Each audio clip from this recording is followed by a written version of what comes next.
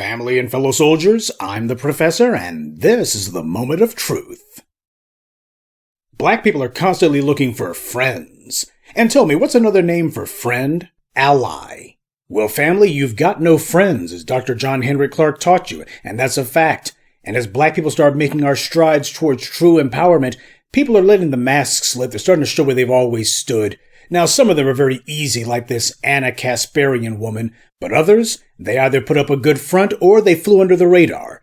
But when you see people who are using the word woke as a pejorative, these are people who are showing where they actually stand, because everybody knows that woke is supposed to be code for black now. No matter what its actual definition was, it came out of the black community, used by the black community in order to express issues that are of interest to the black community. And that being the case, when they say woke, everybody, even on the white left, they know exactly how they're using it. It's a euphemism for black. No matter what the people who claim to dislike wokeness may tell you, the reality is the only things they actually attack as woke are things that have to do with black people. And that's deliberate. When the occasional white pundit on cable talks about the Democrats' need to rein in their own leftist radicals, they're talking about black activists and the demands that they're making. Now, over here in the B1, we're not leftists because we're not wedded to either side of the political spectrum. But when they say left, they mean the people who the Democrats are claiming to speak for. As black people, we've been asserting ourselves, finally, online and in the streets. We've seen this growing anti-black hysteria starting to take hold as a result, and it's been coming largely from the white left in its mouthpieces. People who have been wanting to wag their finger at us for the longest time, but not to be called the racists that they are. They've been looking for a code word, a euphemism for black that they could hide behind. And that's where the white right comes in, trying to co-opt things, like, say, critical race theory and woke. It's useful to the white left who also hate black people and want to maintain the racial status quo. You have never seen both sides of the political spectrum agree on anything. They never use the same language for any issue. Except when it comes to us. Then all of a sudden they both agree. They both use the same language, both claiming that there's a common threat. And the threat is always black people. Because the only time they complain about woke is when it's something we're demanding. If you have some white leftists and you want to find out if they're actually a white right-winger in drag, let them see black people making demands. Now, in many cases, these anti-black racists are very easy to spot because they wear their anti-black racism as a badge of honor. Take Saagar Enjeti, for example. This snaggle-toothed scumbag gets triggered every time black people are mentioned, though if he himself sees an opening to shoehorn us into the conversation, you can count the seconds before he lapses into some BS-laden rant about how anything having to do with black people is bad. He's the kind of racist immigrant that we're talking about. Again, my disagreement with Coates is Coates believes America as much as an apartheid state as Israel. And that's why I can't stand the guy. No, he believes that it was under Jim Crow, which is correct. No, but his essay about the case for reparations makes the case that we effectively still live in an apartheid society, which is insane. And well, we still have massive wealth. That's not the same thing as apartheid. That's what I'm saying, is that he sees moral equivalence between the two, which I think is outrageous for a country that has done more than any other country. That is not what he articulates in this book, and it's not what he articulates in this interview. But I think he deserves a lot of no credit. One will push him on I think he deserves a lot of credit. This is the reason why black folks are sour on the idea of immigration at all, because this is who's been coming to the U.S. Instead of buying himself some new teeth, he should have bought himself some new arguments. Recently, he gave his uninformed opinion about ta-Nahesi Coates and The Interview on CBS, where a white host on the show called Coates an anti-Semite and said that his latest book belongs in a terrorist backpack. Now, of course, he tried to use euphemisms for that. He said, instead of anti-Semite, he said, sounds like you don't want the state of Israel to exist at all. And instead of using the word terrorist, instead he used the word extremist backpack. Now, of course, we know backpacks are what terrorists like to put their bombs in. The Boston Marathon bombing, the London Underground bombing. But you know another bombing that comes to mind? Bombing of the King David Hotel in Palestine in 1946, which was carried out by Jewish extremists who planted bombs in that building, killing over 90 people, including 19 Jews. That was something the CBS didn't bring up. I wonder if ta-Nahesi's book would have been in any of those extremist backpacks. Now, people have been taking ta-Nahesi Coates' side, and this is yet another example of what I said about the Kamala Harris-Trump debate, when these TV hosts and moderators on what's supposed to be an allegedly objective news program take it upon themselves to attack the subject they're talking to, that will backfire. Even people who don't like Ta-Nehesi Coates have been speaking up for him because of how egregious and blatant these TV Zionist attacks on him have been. You know that I'm no fan of Ta-Nehesi Coates, but the truth of the matter happens to be, this was not a good move to make. But this Saagar character, he could care less about Israel at all. His problem was with Ta-Nehesi Coates personally. This guy complained and whined that Coates is responsible for most of the racism in the U.S. today. I'm not making that up. That's what he said. As I literally said, I don't like Ta-Nehesi Coates. I genuinely blame. I think he might be the godfather of a lot of the race problems that we have today. That's not an exaggeration in terms of that essay, The Case for Reparations, single-handedly radicalized every white girl on a college campus who eventually ended up working at the New York Times, behest of the BLM movement, of all this other nonsense that we have today. So he says Ta-Nehesi Coates, he's responsible for most of the racism in the U.S. today. Now, family, this guy is insane to say something like that. He is certifiable. This is not just a boring, uncharismatic fool desperately trying to do a hot take so he can get some attention for the first time in his worthless life. This is an idiot showing everyone he needs to be in a rubber room with a ketamine drip. I cannot believe that I'm actually going to have to take up for Ta-Nehesi Coates, but stupid people make these things necessary. There's a lot of words that can be used to describe Ta-Nehesi Coates, but the one word nobody sane would ever use is influential. There's no university deans anywhere who care what Ta-Nehesi Coates says, no corporate executives either, no governmental figures, no media figures. Ta-Nehesi Coates is a professional bloviator, nothing more. All the people who care about him, the only people who could possibly be jealous of him like this Saagar creep, happen to be the pundit class, the people who make their living slamming their gums. Now, if you're some nobody on the internet who's trying to become some right-wing hero, yeah, when you see Ta-Nehesi Coates getting some shine, you're going to feel some kind of way about that because you know that's a position you'll never be in. And this Saagar character, being an anti-black racist, simply couldn't contain himself from saying what his real gripe was with Ta-Nehesi Coates. He's butthurt about Coates' admittedly empty op-ed piece about reparations. So there you go. You're sitting here talking about black people getting what they're owed, and you got this immigrant here who's mad about that because as far as he's concerned, America has put a racial pecking order in place that advantages him at least a little bit more than he would back home. As far as he's concerned, you're not supposed to say if there's anything wrong with that. But more than that, this Saagar character said what really made him mad about Coates is that he's radicalized a generation of white college women. That essay, The Case for Reparations, single-handedly radicalized every white girl on a college campus who eventually ended up working at the New York Times. Now, I don't know what this idiot's definition of radical is. Apparently, it's some white girls on a campus who say that they disagree with segregation or something. To him, that's radical. But the fact that he would say white college women in specific, he didn't say young people, he didn't say college kids, he said specifically white college women. Not college women of color. And this guy's Asian, by the way, though the way he talks, apparently he'd like to be on another team. He said white college women. Now, amazingly, this guy is actually married to a white woman. I guess that just goes to show there's someone for everyone. But apparently he can't be too happy with his wife because he clearly has white college women on the brain. And he's scared that these young, tender white college women that he thinks about so much are listening to this black man.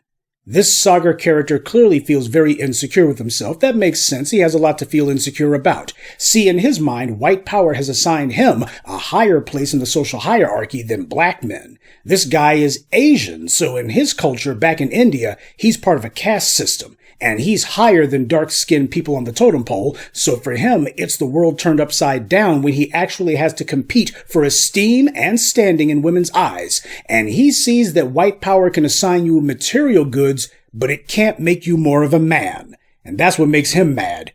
You know, someone might want to keep an eye on this Saagar guy, make sure he's not running around with an AR-15 and a grudge. You know who this guy reminds me of? He reminds me of Mr. Ed, but other than a talking horse, he reminds me of Elliot Rodger, the mass murderer. Rodger was half Asian, his mother was Chinese, but he self-identified as white. So he understood that he wanted that white privilege. His father was a filmmaker who bought him a BMW, but it didn't fool anyone into looking at him and seeing anything masculine. Rodger would make video rants where he would complain about his life and how nobody liked him and people didn't value his existence. But one of the main complaints that he made was that whenever he went to parties, the white girls were only interested in the black guys. The white girls weren't checking for him. They were checking for the black guys instead, and he whined that he had a BMW and he had a comfortable life with his parents, and he thought that he had all of this status because of what his daddy did. But the girls totally ignored that and gravitated to the black guys instead, and that made him furious. What he failed to understand is that a piece of high-priced automotive engineering will never be a substitute for the masculinity you don't have. He failed to understand those white girls knew that he didn't buy that BMW, his father did, and the house he lived in, that was his father's house, not his. He can't tout those as his accomplishments because he didn't do any of that. He wanted to be respected and adored by women for things his father gave to him. And then when the females didn't show him any respect, rather than act like a man, he acted like a punk, started fights at parties, and the black guys were the ones who beat him down and threw him out. Gee, you know who else that reminds me of? Kyle Rittenhouse. You see, he also took it upon himself to beat up some white high school girls, and it was some black classmates who beat him to the ground. And of course, the next thing you know, Rittenhouse was running around with an AR-15 looking for BLM protests that he could go to. This is how those with racial privilege react when they run into real men. When racial privilege can't do anything for you, white power can give you a BMW, or in Saagar's case, it can give you admission to universities that you're not qualified for, but it can't make you a man. Saagar has to live with that. The same anti-black racism and self-insecurity and inferiority that drove Elliot Rodger and Kyle Rittenhouse to become mass killers is also the same well that this Saagar character is drawing from. He feels insecure in the presence of black men, and you can tell that he's been carrying this insecurity since his college days, most likely before. Black men make him feel threatened because he knows that white women would prefer any of them over him. And I'll bet that's how it was for him in college. You know, it's no accident that he's talking about college women. That's where his mind is at. That's where his mentality stopped at. That's where his growth stopped at. These racially privileged males, whether they be white or white adjacent, they all have arrested development. They all never made it past the frat house. Ron DeSantis, Bill Maher, they're all like that. And so is this Saagar character. So he remembers how the white women in college, the really hot ones that he wished he could get, they paid him no never mind. And instead they gravitated to the black men on campus. Because when they look at those black men, they see all the man he's not. And as he sees it, that's not right. He came from an upper caste family in India, and white power has handed him material advantages in the U.S., and yet that doesn't translate into women respecting him, especially the white women he would want. See, this is why I made that video about what makes for a weak black man. Actually, just makes for a weak man in general. When it comes to women, you can't buy respect. You can't buy loyalty. That was the point that some people missed. Show me a woman who's dating or sleeping with a man for money, and I'll bet you anything there's some dude she's cheating on him with, and that guy doesn't have any money at all. In fact, she's most likely giving him money. That she got from her well-to-do trick. Men resort to using money to get women's attention when they're manhood deficient. But there's no substitute for masculinity. So that's what this is really about for Saagar. That's why he went and bought those fake teeth of his. And it also says something about that white woman that he's up there on stage with. This white woman here, she believes the same things. That's the reason why she sits by him, because he can say the grimy stuff about black people that she doesn't feel like she can get away with. We all know that white people in general and white women in specific don't care about ta-nahesi coats.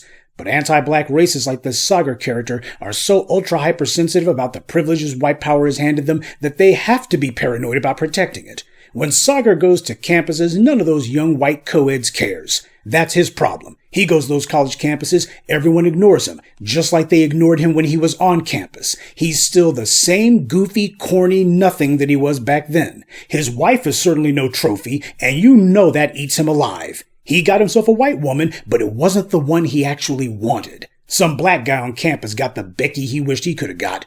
And when ta-nahesi Coates comes to town, white women will show up to listen to his lectures, mainly because he's been on television. They're not adoring the guy, they're merely listening because he's got some status thanks to the white media. It's just something to do. But for insecure failures like this Saagar character, that's simply too much. White women shouldn't listen to this black guy at all. They certainly shouldn't show him more attention than they do for this upper caste Indian guy here. He was all red-faced and yelling and making all kinds of insane accusations. He literally lost it live on air, claiming that Coates is the reason for most of the racism in America, and it's all because white college women are listening to him. Now, make up your mind. If there's white people who are listening to Coates and agreeing with him, then doesn't that mean he's bringing people together, right? How can he be causing racism when he's got white people agreeing with him? But that's the entire problem. Saagar sees himself as white, so he identifies with white power, since he himself depends on it for every crumb of his daily bread. When white power is threatened, he's threatened too. Every time that white solidarity has fractured in this country, there's been a major shift in the racial balance of power. The first time was the Civil War. The second time was the Civil Rights Movement. And when you have these white-adjacent groups who see themselves as honorary members of the oppressor class like Saagar does, that terrifies them. Where would Saagar be at if white power hadn't handed him everything? What this guy is scared of is that white women agreeing with this faux radical Coates means that the white solidarity that white power requires in order to perpetuate itself is cracking yet again. White power can only sustain itself so long as every white person is aware of their white privilege and doesn't work against it. Ta-Nahesi Coates' message won't bring down white supremacy. It wasn't meant to. That's why they put him on TV. He is himself a product of the white media, which means he is at best controlled opposition. But it shows how insecure white power and his mouthpieces are that they're terrified white college women find the dorky, awkward Ta-Nahesi Coates to be far more interesting and attractive than the corny, insincere Saagar Enjeti. Saagar was ready to throw things. He's never been this animated and out of control of himself. Clearly he feels threatened by something, and we can all guess what that is. But he's not the only one. To understand, family, whether it's these phony wannabe pretend white liberals like Anna Kasparian sitting here pretending as if that she wasn't against the white right, or Saagar Enjeti, you notice how the similarities far outweigh the differences, and that's what you gotta watch out for. You got these anti-black racists, they got their little YouTube shows and their little podcasts, and haven't you noticed how these guys are always running around looking for and getting venture capitalist money? They're always getting money from these donors and such, and this is the reason why, because they're putting out a message that these bigots and racists with money want to see. That's why I told you about years ago when Richard Spencer had that little gathering where you had those neo-Nazis who were giving those Nazi salutes. A lot of people focus on Richard Spencer, that's understandable, but what they fail to recognize is that just before Spencer spoke, this old white man had gotten up behind the lectern and said a few words, and that old man was William Regnery. William Regnery is a multimillionaire publisher, at least he was. He had published at least one of Donald Trump's books, some of Ann Coulter's Tripe. This is a man who publishes books for the far right, and he was the principal donor to Richard Spencer's so-called Public Policy Institute, that is a think tank, calling itself the National Policy Institute. Men like William Regnery, these are the deep pockets behind these white right-wing racists. And these are the people who you got these little podcasters looking for money from. So don't be fooled. Of course, they're playing a game, and the game is to try to attract an audience. If you put some right-wing mouthpiece up there, you might get some folks, but if you pretend to be quote-unquote balanced, you can get more. That's the game that they're playing. So make sure you don't fall for it. Just consider this yet another in an endless string of reminders. You have no friends. And now, at least in the case of this Saagar Enjeti creep and Anna Kasparian, you know the reason why. Good day, and be one. I'd like to take a moment to mention some of our contributors. Wesley Monroe, Ginger Vine, Shiva Boone, Black Voltron Reloaded, and Waleed Berry. Salute to them and thank you to everyone for listening, liking, and sharing this message. Black empowerment only exists because of you.